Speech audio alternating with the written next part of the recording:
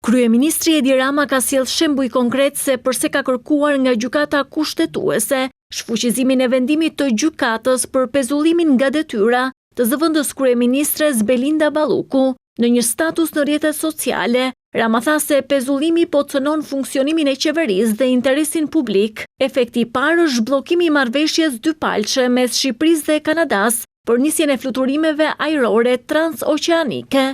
Kjo procedur aktualisht nuk mund të vijojë me hapat e mëtejshëm të miratimit e të nënshkrimit të saj, pasi autoritetin ekskluziv për këto hapa, kushtetuta ja jep ministrit dhe kompetencat vendimarrëse të tij nuk mund të delegohen tek askush tjetër. Për shkak se kompetencat vendimarrëse të ministrit nuk delegohen, Rama thot se jo pak projekte kanë mbetur të bllokuara. Ka edhe 36 akte të tjera të Ministrisë së Infrastrukturës dhe Energjisë, ku vetëm akte për rindërtimin janë 18, të cilat mbeten të pezulluara bashkë me ministrin, ndërkohë që çdo ditë që pezullimi i ministrit zjatet edhe lista e punëve të bllokuara.